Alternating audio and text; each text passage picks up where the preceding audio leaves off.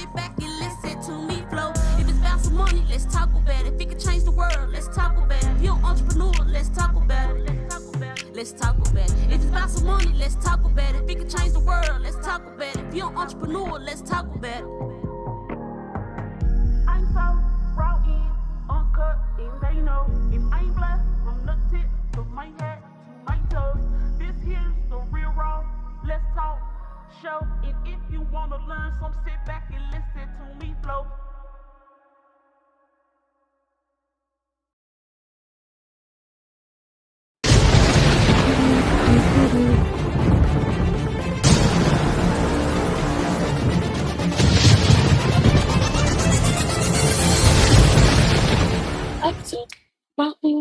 Uncle, what's going on, y'all? It is 7 o'clock hour, and you know what that is? It's a real raw. Let's talk time. What's going on, y'all? It's your girl. It's your host. Okay, T Pretty Smile in the building. Now, y'all, I want to thank y'all. Okay, because you could be doing anything else. You could be listening to another podcast. You could be cleaning up them dishes that's been sitting there. Okay, anybody? No. Okay, just me. Okay. So y'all can be anywhere else, but you here, and I appreciate you for tuning in. Okay. Now, like I said, I'm your host. Let me tell you just a little bit about me for those who are just joining in. Okay. So, like I said, I'm your host. I'm a cancer survivor. I'm a baby. I'm just a whole lot in one. Okay. I'm a mom. I'm a podcast host. I'm your BTS bestie. I'm your To Be Tuesday lover. Okay, where I give you the hottest review. But tonight, I'm your podcast host, okay? Now, tonight, y'all, I got two handsome men on the line with me tonight, and I can't wait for them to join me. But before we go there, y'all, we got to get into what? Our church announcements. Our church announcements. Now, for y'all just tuning in, Real Raw Let's Talk is a podcast slash interview segment. You know, we're a podcast where we like to talk about things that people just really ain't diving into, okay? Or just diving in a little bit more, right? So we like to highlight your business. We like to talk about your business. We like to talk about those conversations that we kind of keep on the low. And tonight is definitely one of them, okay? So let's go on to our church announcements. Now, first, let's give yourself a hand because you made it to Thursday, right? Which is almost Friday. We almost there at the stretch, y'all. But we made it to Thursday. We made it. We made it, okay? The week may have been hard, and for anybody out there who knows how a week can be hard, it's your sister here, okay?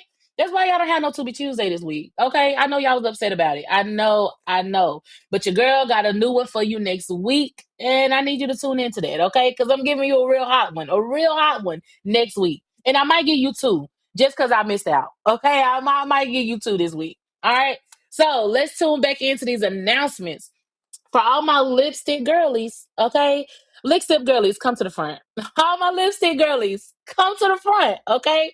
Look, your girl is assistant to the brand GGK Lipstick Diary, okay? That's GG Lipstick Diary. If you need to just up your lipstick closet, okay, your lipstick game, and you wondering like how T Pretty lips just say so pretty, well, that's because GGK Lipstick Diary is the number one brand to go get your lipstick game up. Okay, go over to Instagram. Go to GGK Lipstick Diary. All one word. Okay, you're gonna see the CEO Shauna Mills in the building. Y'all make sure y'all go follow my girl. And like I said, Mother's Day gonna be coming up. It's a lot of holidays. Christmas ain't too far. You know, before we blink, Christmas is here. So go ahead and upgrade your lipstick collection and give your mama some. Mother's Day coming up. Go ahead and hook her up too. Now, back to these announcements, y'all. Let's see. Now, for y'all, I have had a lot of y'all inbox me about reviews, about getting BTS. I definitely have. So let me clear up the air. If you have a movie, whether that's Tubi, whether that's Prime, whether that's Netflix, you know, I'm a Tubi Tuesday lover, okay? But I do also reviews on other films. So if you got a film, okay, anybody in the film industry, okay, hit me up if you want a girl to review your movie. And the only realest way that I can do it, I'm gonna be real, okay? If you don't know now, you know. All right. So definitely hit my inbox, okay? Just DM me movie review, and I will get at you with how you can get your movies reviewed by your girl T Pretty. All right.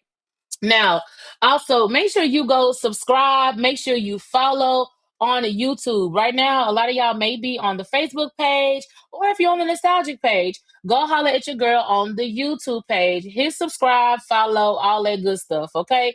Because we definitely gonna be dropping some good stuff coming up real soon, okay? And I ain't gonna be dropping it on Facebook. I'm only gonna drop it on YouTube. So I need y'all to go follow, okay? Over to the YouTube, all right?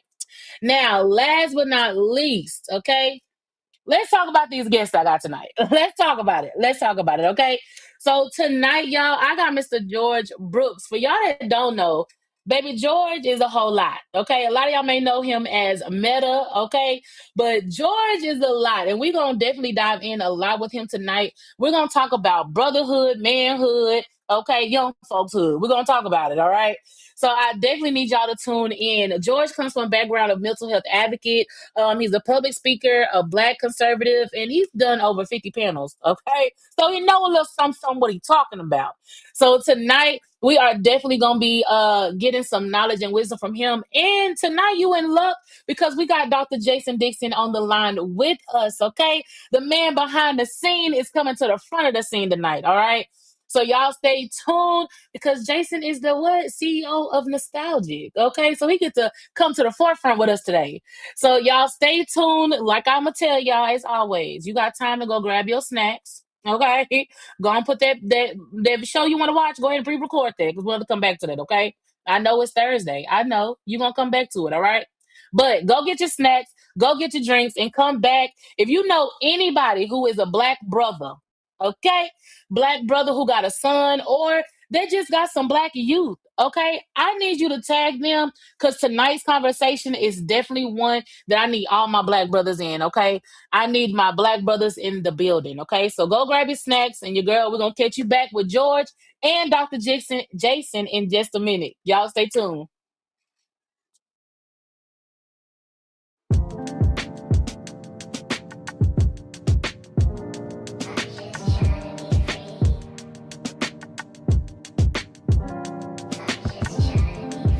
Still searching, meaning in this life, why this world turning?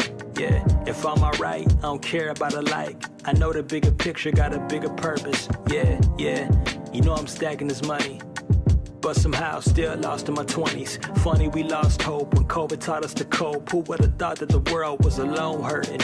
Yeah, looking at my little brother. Depression is the quickest way to cause murder. Yeah, in grade school other people murmur, but he's still alive. I call him the overcomer. Some days I think, do God see us? Life is a balance. Young talented Libra who seeks peace but keeps tough, who needs G's and Jesus, who turns east and prays up. With one girl he lays up, the family on his mind. He can't run, nah, he can't run. Putting things down into action, making a plan. No more telling other people I ain't showing my hands. Got a goal on my mind, I ain't kicking the can. Homeboys call like when we kicking again. Old friends, new friends, I got life changes, new man. I'm not one to hate on you, and we are trying to make it to a conclusion. Let it out, yeah, let it out, let it out, yeah, let it out.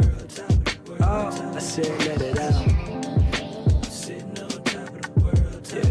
Yeah, I'm just trying to be free. Turn me up, yeah. I've been sleeping every night with a different plan in my mind. Am I getting any close to that man you designed? I ain't looking for a handout, praying for a sign, but I figure faith could make the stars you align. Them other girls, our playtime, yeah, but with you, I can make time. The passion you got like grapevines, I know we'll both grow in age like great wine, yeah. Cause life is a poetry book. All these wrong turns, you don't wanna go look. And this pain that I felt before is no more. Everything getting better when you know you enough, yeah. Can't stress a thing I don't know. And I pray for friends I've outgrown. Most things nowadays are bluff, but I'm trying to know that God who was burning a bush.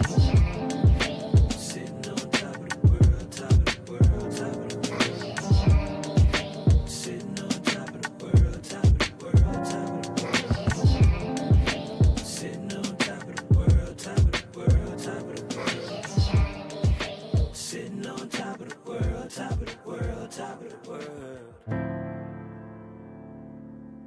Let it run, G. Bring the bongos in. Yeah. So soulful. Yeah. I write this last chapter for you and us. 7 years, bro, man, what a rush. Crazy how, even when we out of place, high school pace taught us to be tough. Everything ends in the end, do it. The friendship blend, but it's still moving. Yeah. Somewhere in the earth playing old music that we never dropped and forgot we was cold doing.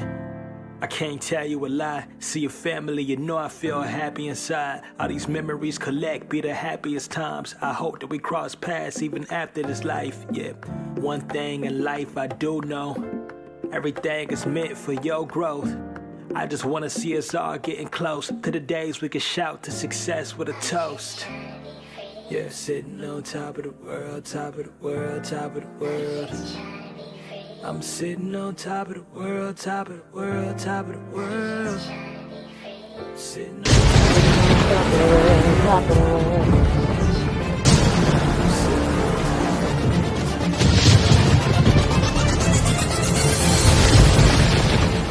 Oh, well.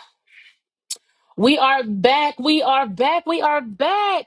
So I hope you got your snacks and I hope you got your drinks because, like I said, tonight we are in for a treat. Okay. Now, before I bring on our special guest, I definitely want to say, like, for generations, right? Black men have carried us, right? Carried us as a provider, as a father, as protectors. They've always been on the front line. And so tonight, it's 2026. So I want to ask, like, what do you think that the youth, black young youth men, right? What do they need from us? Not as a woman, but just as a world, just matter of fact, even from our black men, what do they need from our black men, right? So tonight I want to talk about brotherhood. I want to talk about mentorship. I want to talk about manhood, like who defined it for you. So in that, I want to bring on Dr. Jayson, and I want to bring Mr. George on as well, so we can talk about this tonight. What other way to do this besides bringing on two profound black men, right? And there are fathers as well, and they have young black men. So I think tonight will be the perfect conversation for that. So let's bring them all in the room. I like the drum roll. Voila, ta-da. I had to make a special entrance. I don't come on much. You don't. And I really appreciate both of y'all coming on. I know y'all had a busy schedule, but I really appreciate Jason, you taking out the time on the backdrop to come in the front with us. And George, I definitely appreciate you. I've been wanting to have you on the show. Again, it's just been a matter of time when I was going to have you on because you just come with so much expertise and so much knowledge.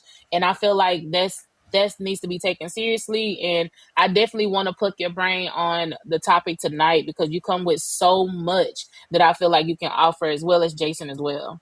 Right. Thank you. So, of course. So, to start off the topic tonight, right, we're talking about manhood, who defined it for you. But first, let's talk about what is the most important role that a black man should play when it comes to the life of young black youth. In any relationship where you have a black male dealing with a black child, whether it's a nephew, uncle, son, whatever, even if it's a stranger, to me, in my life, and I'll be 48 Saturday, what I've learned up to this moment is try to be the best example that you can for them by trying to be the best person and man that you can be for yourself. That's first. Mm. You must make sure if we go through this process as fathers, especially at our age, where we're realizing now, and I think that men are realizing now that in order to truly be there for our children and especially our sons, we must be whole. And I think you're seeing a trend of more black men going into therapy and things like that. And that's something I've worked on for the past 8 years. And I bleed it every day. So I think that's the most important thing that we need to start shifting. As far as being a provider, those can be intangibles because support can be emotional and financial, but we can get into that. But I think the first priority, if you would have asked me, if my sons would have looked me in the eye and say, "Dad, what's the most important thing that you can do for me?" And they would tell me, "Try to be a good example. Try to be a good, but you Mm. got to be healed. You got to be whole to do that." And a lot of us black men, I'm glad we're doing this now. We're starting to see the holes in our armor.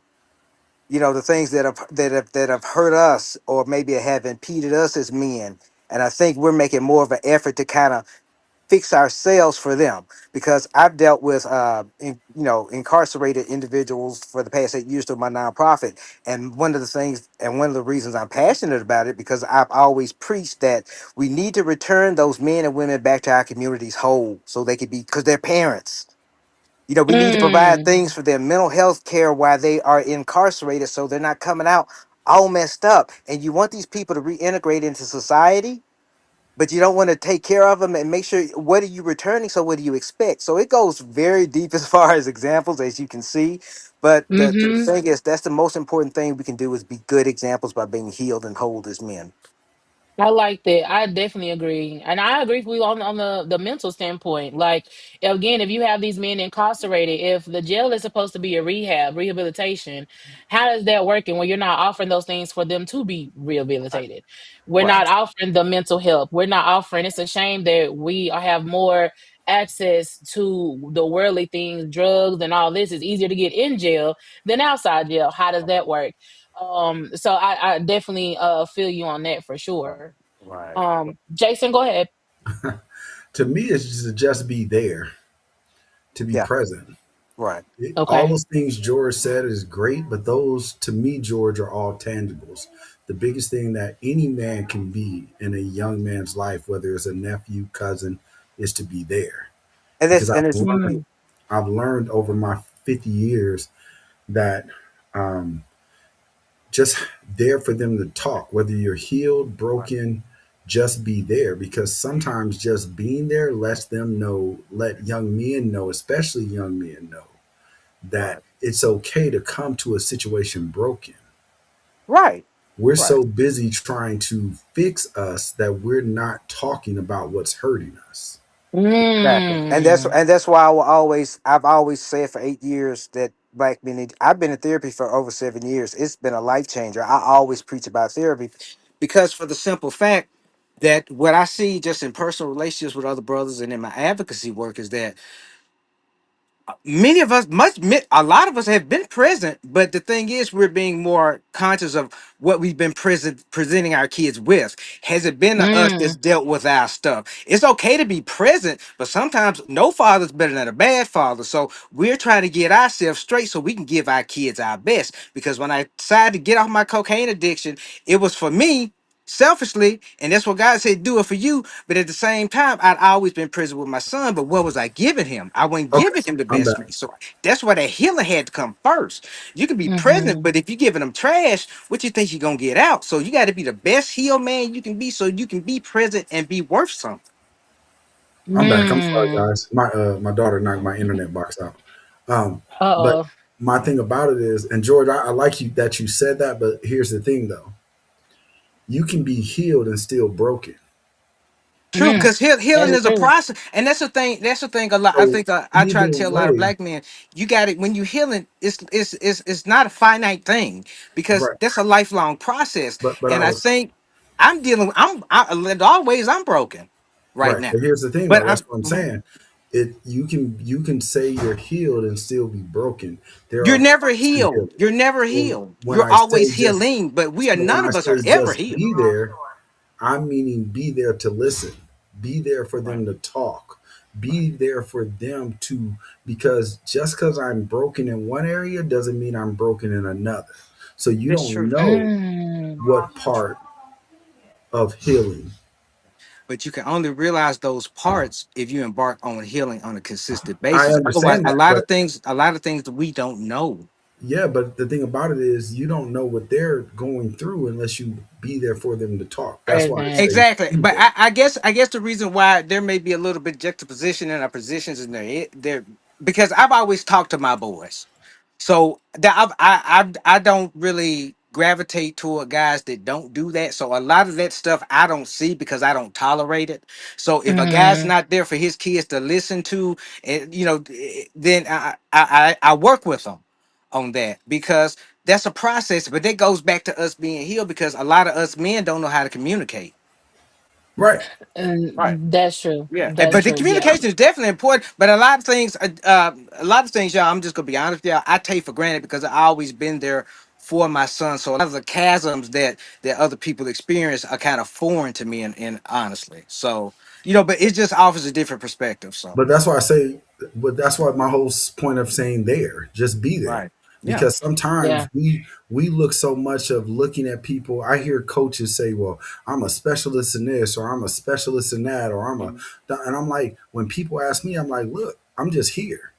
If you right, right, tell me a problem or tell me what you got going on, I'm just gonna have a conversation with you because sometimes you're right, not asking me to fix it. Sometimes you just need to release it. And from that Mhm. release, you'll find your own answers and how you need to deal with it. right. I can Yeah, That's come and true. tell you my story and tell you what I did, but that doesn't mean it's going to work for you. Because exactly. what Mhm. I tell people is, I've been on my own since I was 13. So when it comes to, I had to learn to be the man that I am. I had to learn to talk because it was stuff I didn't know at 13. So I had to, hey man, how'd you do this? Or how did I do this? How do I do that? How do I get this done? So I've never had a problem coming and talking Right, to another man about anything. But that doesn't mean that my sons were the same way. right. And I Mhm. what really shapes masculinity these days more than anything, and I've been preaching this for about the past year. Masculinity is really subjective in this sense that I'm realizing more that the notions of masculinity have changed generationally, especially over the past 40 years, in terms of what exactly that means. But really it's shaped by your experience and your life. And I think there are some basic tenets of masculinity that people question nowadays, but it's really subjective. And we're shaped by our sense of masculinity every day. And that's a funny thing to deal with. Well, I got a deep story on that just came to mind, but we have to understand that I mean, your masculinity, your sense of it is going to be different from mine based on experience. Okay, Mhm. Yeah, but and I think masculine. when yes, sir. Go ahead. But No, go masculine. ahead. Oh, go ahead. No, go ahead, T. Go ahead, T. Oh, I was gonna say I don't think masculinity makes up manhood. It's not a substitute for manhood. Oh, that's two different Um, things. Yeah, they're independent of each yeah, other. definitely so. But on the question, I actually wrote this question out as a podcast question today, and a lot of people were chiming into it. Again, back to I asked, what is the most important role a black man should play in the life of a black youth today? Was that provider, protector, or there's some that we're not teaching them enough of? And so I have Gina Marie. She said that's a great question. She said, because I can't think of most important, they all flow together, right? But then you have Letha Thornton. She says, understanding along with other things you mentioned. In my experience, older people talk or down talk youth. They tell them what they need to be doing instead of getting to know them to find out why they do what they do. And I think that's a gap that definitely does need to be bridged. Mhm, Because a lot of times we do a lot of talking at kids and mhm. not talking with kids. And I That But think the but with that is comes how from we culture. develop understanding. Culture, that's so That true. comes from culture. That comes from what we know. Because let me say something real quick. Um, T. I talk about this on my show a lot. We talk about everybody thinks that's a bad thing, but what when you were growing up, your and my granddad was there. He taught me a lot of lessons if I just be quiet and listen. mhm, The youth nowadays don't want to be quiet and listen because they're in a position where they think they know everything. mhm, And they True. only listen when life hits them hard. Once they run at the train full speed, and then when it hits them, they're looking back at the older people like, how come nobody didn't tell me? mhm. But So then we all experience that though, where we all bumped our heads I unnecessarily agree though. with you, but we were told, and back when I grew up, we listened. We might have still ran to the same train, but when it hit, we were like, "Whoa, this is what." my mom was talking about. When I had my Yeah. son, and my mom used to always say, "Wait till you have kids of your own." Yep. Your I think favorite if you line. have kids, you understand that now. Yeah. Because now you see why they were so protective. But when you talk about the youth of this day and age, here's the difference. There's a morality there that is missing. They Mm, don't have the same morals. See, Right. we used to get mad at our parents for making us go to church, but here's the thing: the church instilled, whether we were listening, playing around, or what, but because we heard it, foundation. it instilled a foundation in us. Yeah. Well, Men yeah. talking to other men or even young men nowadays is hard to do because the young men are not receptive unless they come from a place where either the mom built that reception into them or their dad and their mom did it. Mhm. But let them come from a broken place. And this is why I say just be there. Mhm. Because the way you conform them is if they show out, quit trying to tell them that they're showing out. Just listen to them. Whether they're Mhm. yelling, Mm, screaming, kicking, crying. And I know this just from the group homes that I have. Right. Once they calm down, they're going to be ready to talk. And the problem is nobody listens. Everybody wants to hear. hmm. Let me tell you how you should handle this. No, let me listen to you so I can figure out the correct way to handle this and put you on the right track instead of trying to tell you. We live in a world where black men are constantly being told what to do, how to do, Yep. how to live, how to do this, what makes a man, what don't make you a man. We're told Hmm. so much that our identity is shaken. And Mm, ironically, I'm gonna say something that hurt everybody feeling. I'm just talking about what's done to us by our own culture. Right. Take mm. all the other races out of there. Wow. And then let alone what's done to us by black women Exactly. when we're not providing for them. Exactly. I feel that. And I'm not on a hate or I hate black women. I love, my wife, I love her. But at the end of the day, a lot of us are lost because if, for example, let's talk about it, real talk. If a black man gets up and go to work every day, pay all the bills, provide for his home, and you get to sit at home, you know what a black woman will say? I got bored and you're not Yep. doing enough. I'm not happy.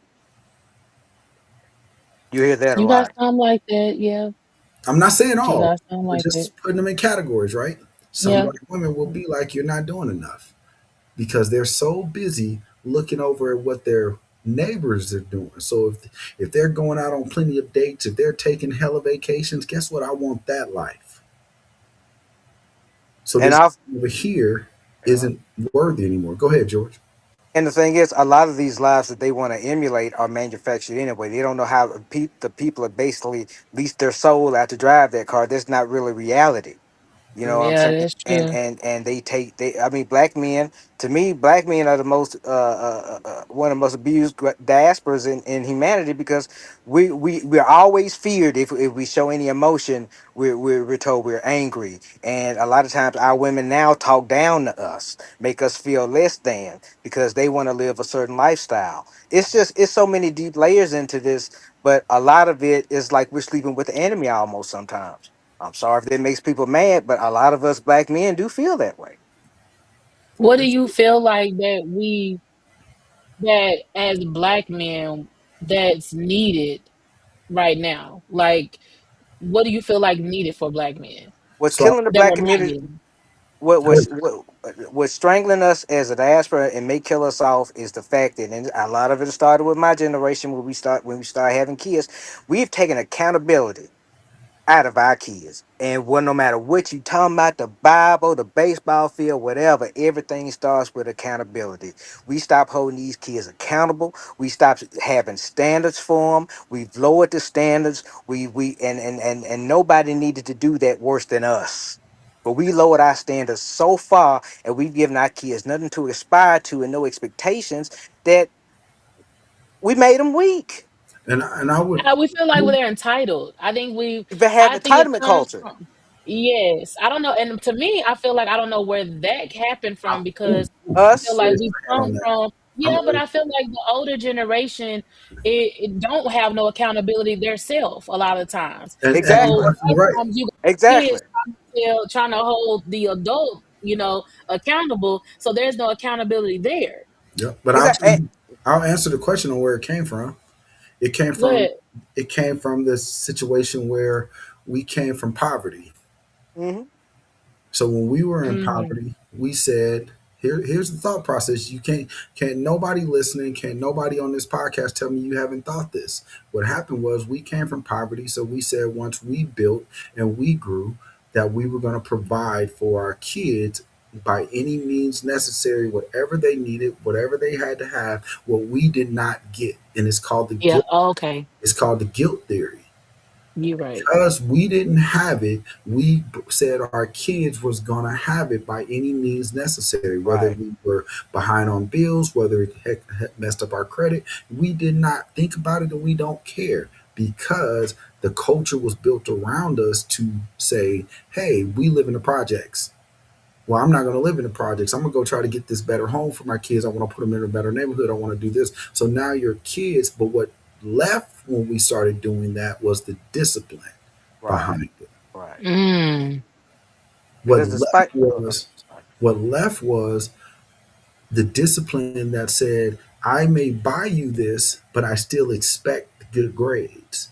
I may buy you this, but I expect you to do chores when I come home from work. I will buy you this, but I expect my house to be clean. See, our parents might not have been the best, but they instilled morality and discipline, which Now, caused Jason, wait.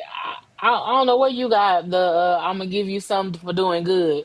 My daddy stopped. My daddy didn't play Right. that but again, you have to go to that mentality. You're supposed to be getting good grades. So why am I rewarding you for something that's what my daddy always told me. Why am I rewarding you for something that you've already supposed to be doing?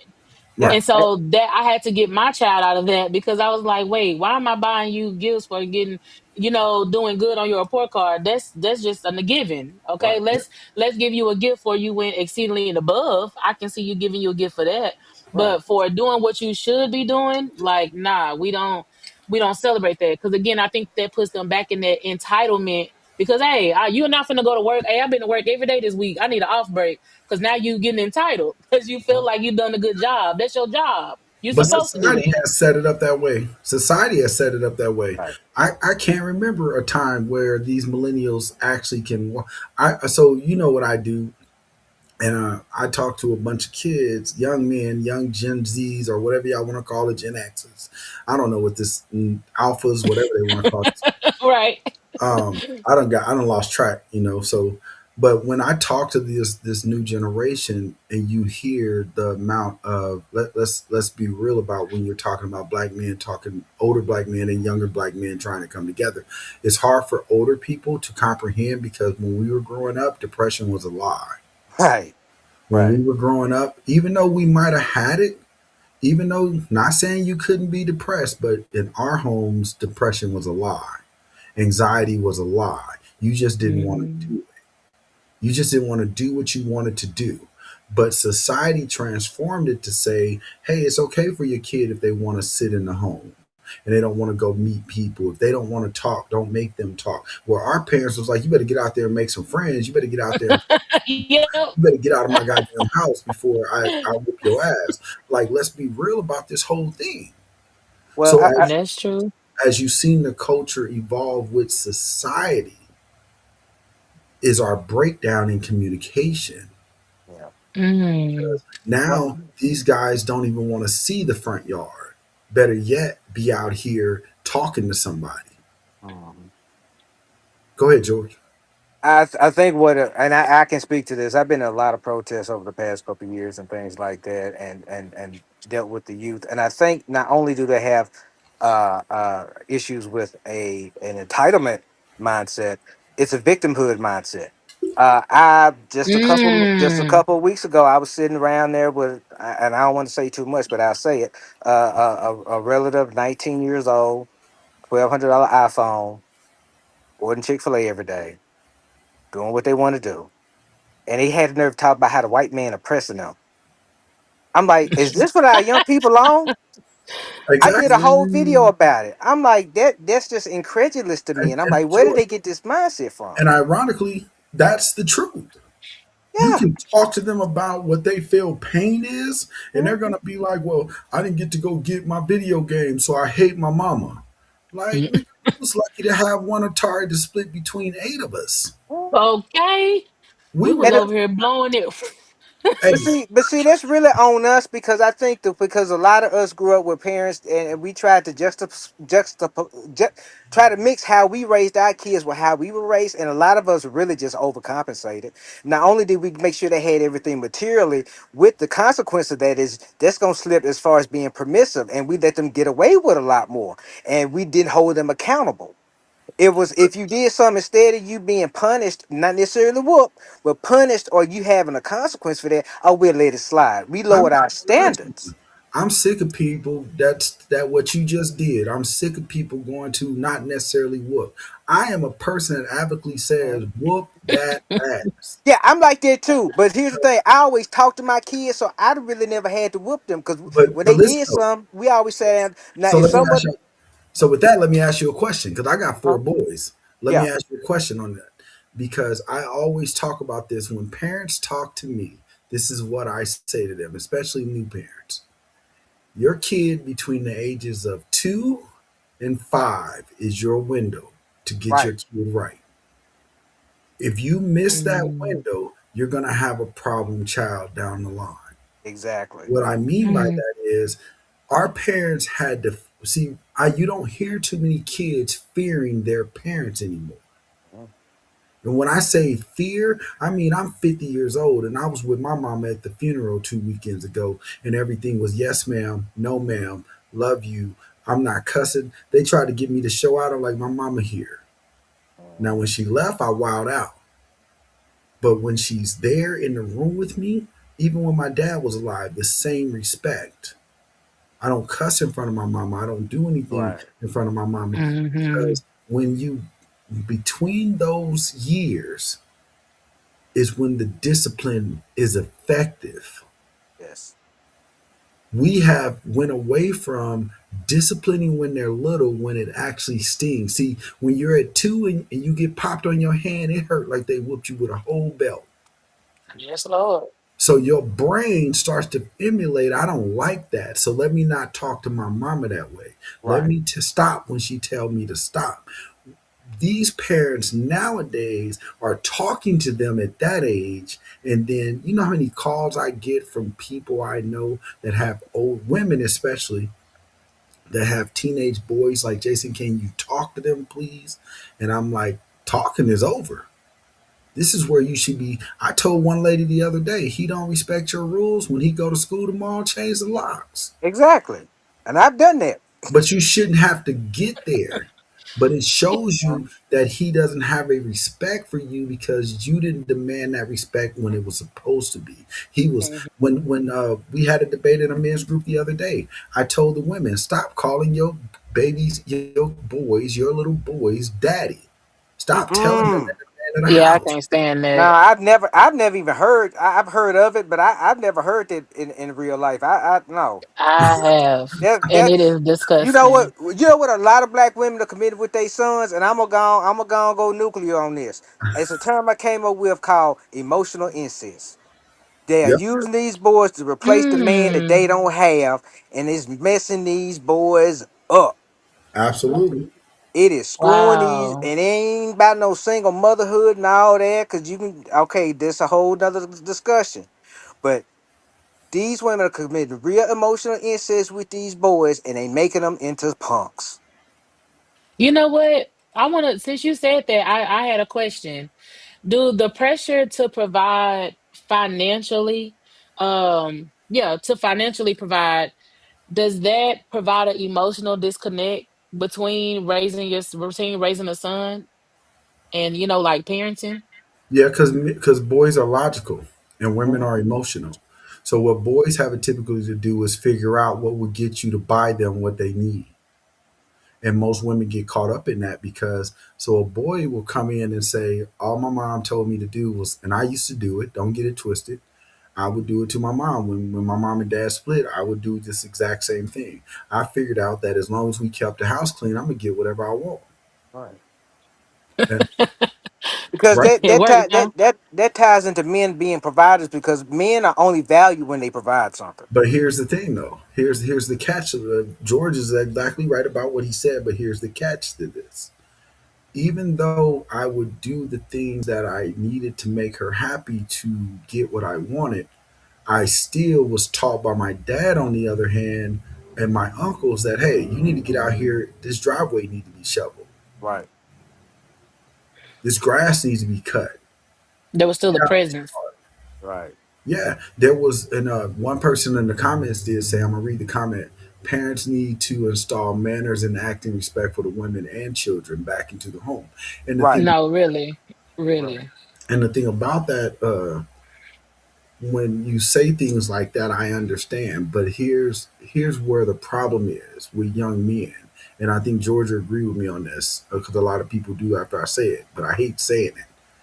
These young men think they're the man of their home from the time they are 9, 8, 7, 6. Hmm. They're told this over and And over and over. over. And moms have a tendency, like, let's not talk about. I understand a single mother, you got to teach them to be this and you got to do everything. And the dad is over here playing. I was one of those dads, so I'm not disrespecting anybody because I wasn't all, I lived in Texas. My kids lived in Nebraska. So I had to parent from afar.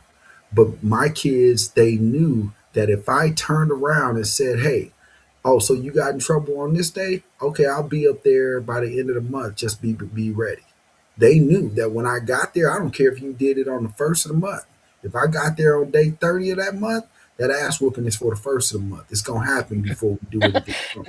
Not a late ass woman. Right.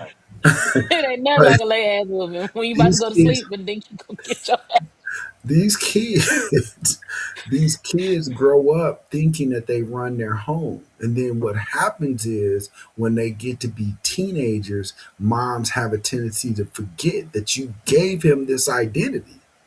yeah. So now when he talks back and he disrespects you and he's walking around because now he didn't came into, he didn't I'm gonna say Ooh. this and no disrespect, sorry T, but his nuts dropped Mm-hmm. and he feeling himself because he didn't got his first little piece. Now Mm-hmm. y'all can't figure out what's going on. Mm-hmm. See, that's to say something to that, Jason. Like, okay, so you got moms who do that, but you got two things. I think one that goes back to generationals back Right. when daddies used to have to leave the house home, and what did they always look and tell their son? Hey, you in charge now. You Yeah. make sure your Yeah. mama Yeah. good, make sure your daddy good, and that got passed down just like plenty of everything else do. And I think that's also where that comes from. But then you also have these parents, I'm going to say moms, I'm a mom, but I'm not a mama son. But you have moms, like you said, that put their sons in those positions. And here's where it comes to play. When mom can't pay the light bill or mom can't do this, and she's like, oh, here, you living here, you 18, pay this bill. I need you to pay this bill. Now, like you said, he's smelling himself because now you done put him in that position. And how can you look at a child who's 18 and say, oh, no, you got a curfew? How? And then you got them paying rent. How? And you got them paying the light bill? Because that disrespect is gone now. Their respect is gone because you put them in that position. Right. I actually had this conversation with someone who was in that position. The mom had his son pay on a light bill or pay on rent because now he's technically 18. And so he feels like he can come in the house whenever he feel like it.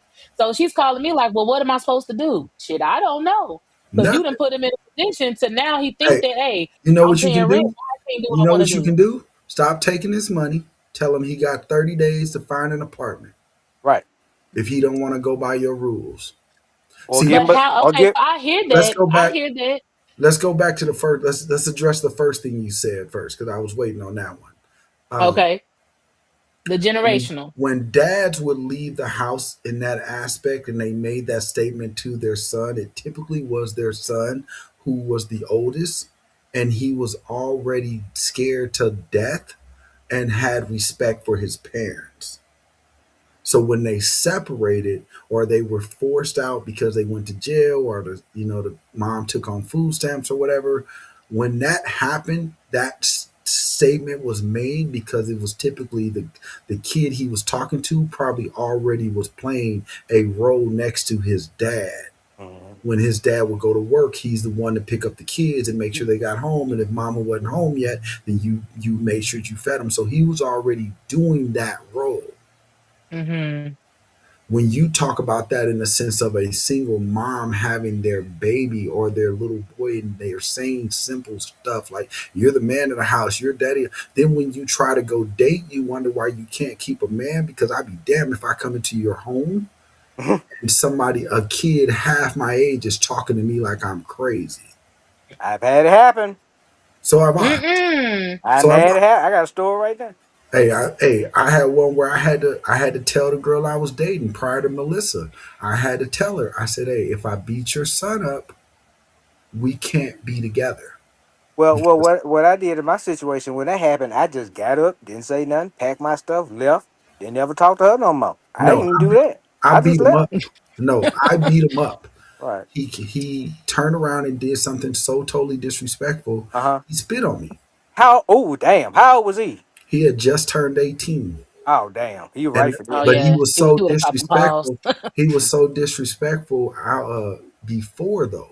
But he was doing it to his mom, and she expected me to step in.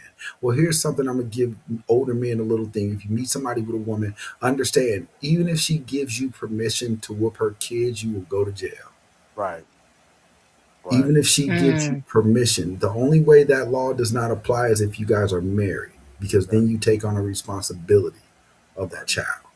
But if you are just dating and living together, you are going to go to jail. So what happened was, Right. as he was disrespecting his mom, I would just stand in front of her to protect her. And that's where he felt like I was a punk. He felt like, oh, these younger dudes, they feel like when you don't put your hands on them or you're not fighting back, that you're a punk. They don't understand that we have the knowledge to understand that I'm not going to jail for you. Right. And So plus, when we he will hurt them. Right. So when he turned 18 and he spit on me and I launched on him, I just put him in a finger like I stole on him and then I put him in a headlock. The whole time he's down there crying for his mom and he had Mm-hmm. hurt his heart when his mom said, "No, this is what you've been asking for. Mm-hmm. Why are you Mm. crying now?" Right. Wow. That's I right. wanna George, I wanna ask you, I know you gotta go here soon, but I wanna ask you like what I had it right here. What is it? What is one thing that we should be teaching, right? Mm-hmm. Our young black men to prepare them for the world, for the outside world. Hmm. I mean, one is not to face Jason, of course. No, don't do that. But you're right though. Don't do But that. I guess understand, and I think we infantilize our boys too much. But just we got to kind of push them out the nest a little bit more than what we've been doing, and instill that accountability in them. Because really, when they turn about 15 and they start smelling themselves, that's when you're gonna start having issues. But you know they got to understand about the world, and the world don't care nothing about your feelings. The world don't care nothing about you being black. The world, you gonna have to get out there and get it. And I see a lot of young men staying at home 25, 26. My son was 17 and was disrespectful. I told you got to kick rocks right now. I didn't see him for a year. And then Wow. when they came back to him, he said, "Dad, I needed it."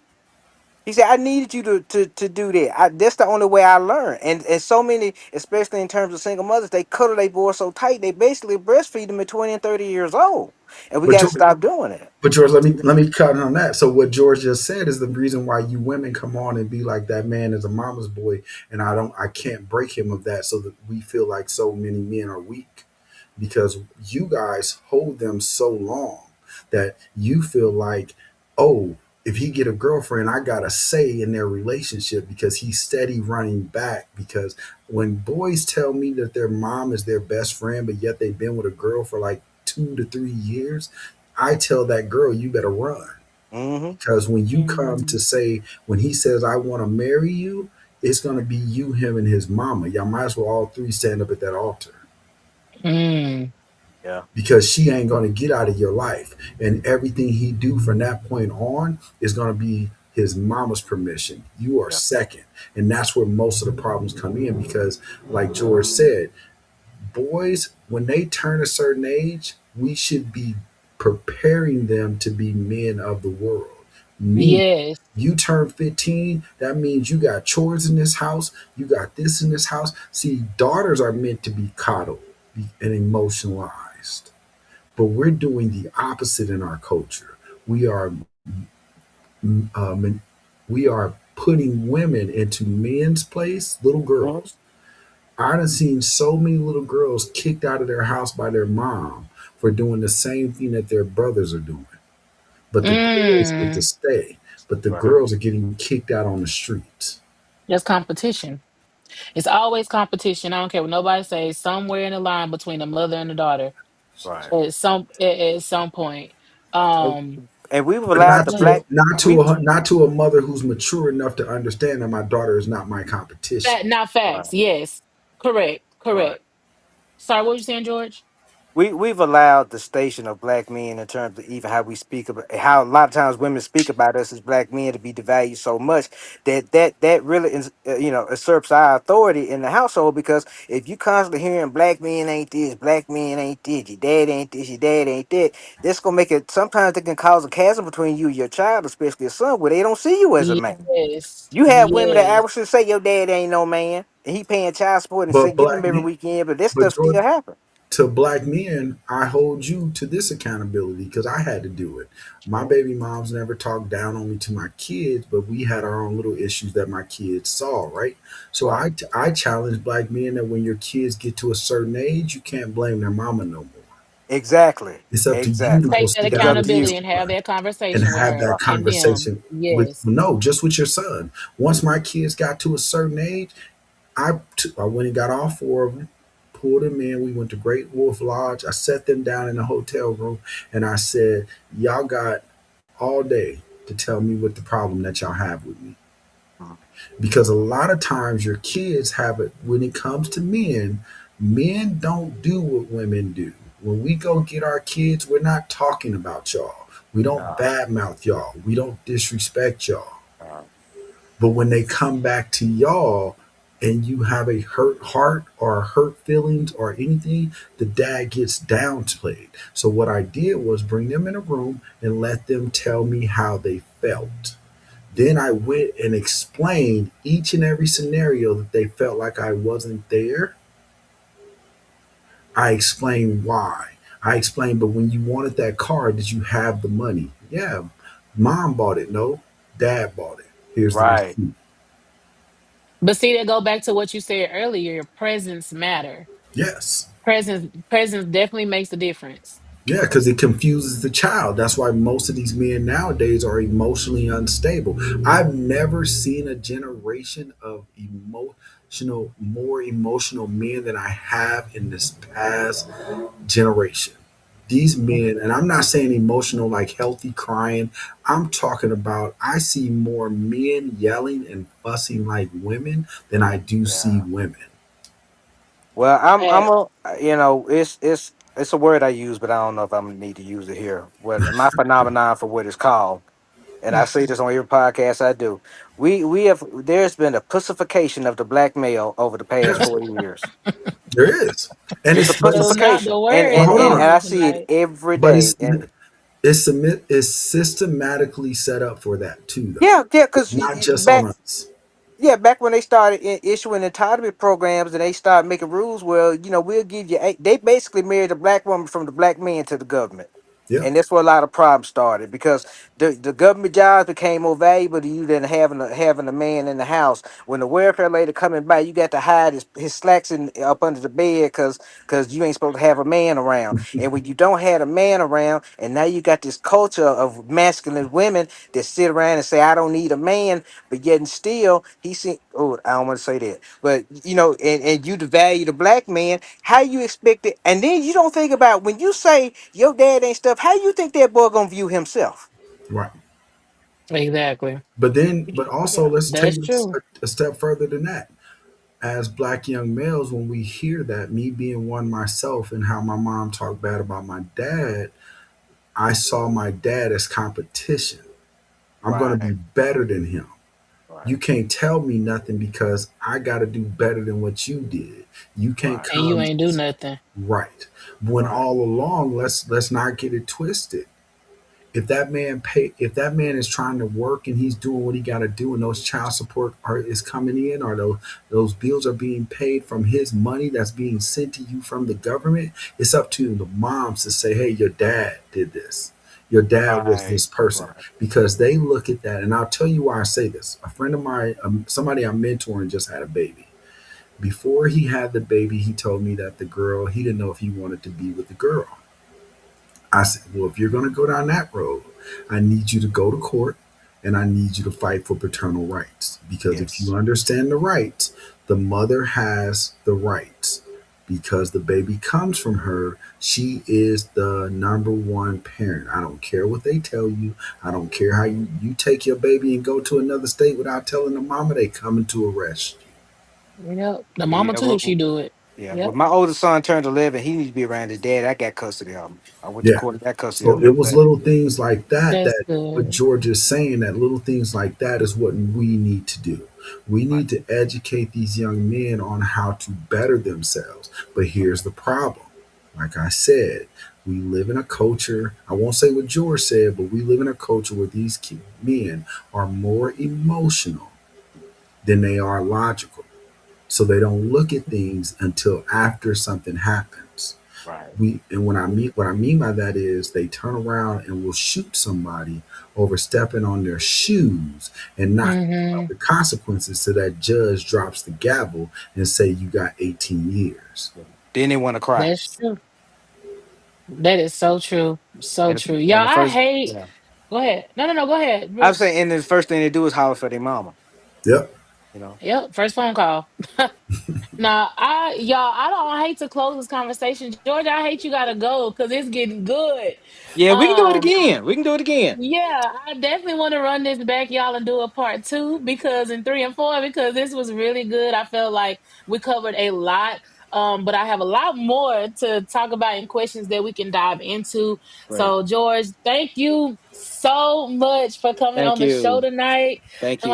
Jason, you too, of course. You know it's always fun with you. It's like a back home party when Jason get on. Yeah. So, but George, tell them like where they can follow you, how they can get in contact with you, and all that good stuff. Well, the best way to do it is follow me on Facebook under George P. Brooks. Saturday morning, February 21st, which will be my birthday, I'm competing in a global debate online. They're going to be releasing that on my page. It's going to be on the topic of whether social media is impeding or encouraging real leadership. So that's something I'm looking forward to. So join me there. I'll post links on my Facebook page, and it'll be at 8 o'clock in the morning. I'm sorry it's so early, but this is something new I'm doing. I'm trying to expand my horizons, and I'm grateful for the opportunity to do that. So thank you all. Thank you for having me on. And Dr. Dixon, it's been a pleasure, sir. Same. Talk to you later. Yes, sir. Yes, y'all make sure y'all go follow George. He is definitely full of knowledge and wisdom, and we love to have you here on the Real Raw Let's Talk show. So we definitely gonna be bringing him back, y'all, because this was just a hot topic, and it got good, it got spicy.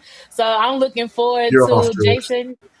Jason, I definitely can't wait for you to come back and George as well, so we can follow this up with some more of manhood, brotherhood, and talking about these men, and growing up having young black men and the impact that we make as a society, but more specifically that black men have on our black youth. So, Absolutely. Jason, you want to give them your credentials and where they can follow you at? You guys know y'all can just come catch me on Facebook under Jayson Dixon. Any all platforms Jayson Dixon, except for the businesses, which is promoted till something happens, or Nostalgic Radio, where we do. Y'all know y'all can catch me every day. I'm behind the scenes on any show. Once you see that button goes live, I'm behind the scenes trying to help my people make theirs and make their comments a little bit better. Nostalgic Radio motto is to make the world better, one little station at a time. So I love what you're doing. Thanks for having me. Of course, of course. Y'all make sure y'all check out Nostalgic Network or Nostalgic Radio everywhere. Make sure y'all tap in with Jason. Y'all, it's been a time. I know we cutting it short tonight, But that just means you gotta come back, okay? You gotta subscribe, you gotta follow, so you can make sure to catch the next hot topic that we're gonna be having for sure, okay? And you don't want to miss next week, okay? We got a new special guest coming talking about fashion and all things with suits and ties and clothes and attire, okay? But we're gonna talk about his journey in the fashion industry. So y'all stay tuned for that. That's next week.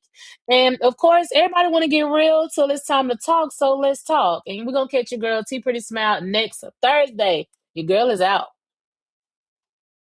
Have you ever had to rewind a movie because you couldn't believe the plot twist or you couldn't believe the ending? This is the movie today, and we're going to discuss this. Let's jump into this week's To Be Tuesday. This week, film director is in the right ministry for film industry. You understand what I'm saying? Baby, when I say he delivered, he delivered. Let's jump into this week's film, Smoking Ashes, for this week's To Be Tuesday. Grab your snacks and let's come on talk about it. You got a cast that not only brought this film to television, but they brought it to my living room. The way that I was laughing and hollering at the cast in this film, child, I know my neighbors are sick of me. I know they're sick of me. Two best friends since kids have been running that street life together. Now you got Driller, who wants to continue living that street life, and you got Triller, who actually wants to take his life to a whole different direction. He wants to be a good citizen. He wants to be a role model. He wants to be a positive influence. Before Triller can change his ways or even be that positive role model that he wants to be, he gets caught with a charge, and this charge changes Triller and Driller's relationship forever. Smoking Ashes is that film that's gonna make you rethink everything that you had watched, okay? It's gonna make you go back and be like, where did I miss the red flags? Now, with Triller's sister being a lawyer, he was able to get out of jail. Triller comes home to tell his big brother that he no longer wants to be in the streets. Now, his big brother Boogie is the king of the streets, and baby, he was serving Denzel's training day, okay? Boogie reminded me of my brother. The way he hooked him up when he got out of jail, baby, car, house, girls, and everything else, that's my brother, okay? He gonna supply what I need. He gonna have my back at all times. And Triller finds out that his friend Driller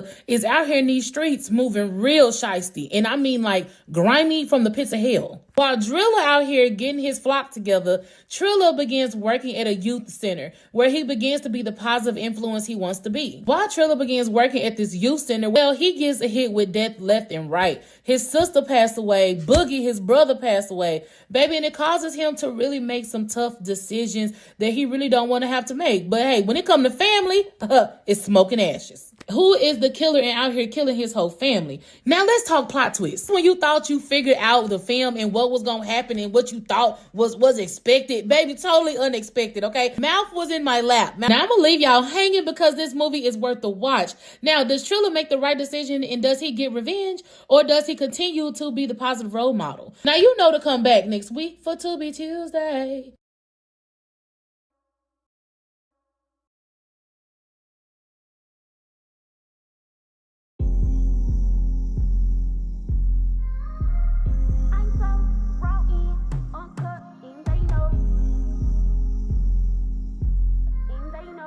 That's a hit.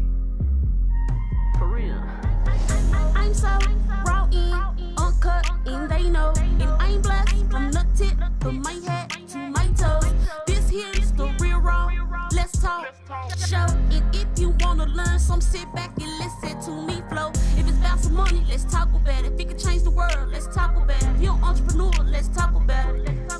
Let's talk about it. If it's about some money, let's talk about it. If it can change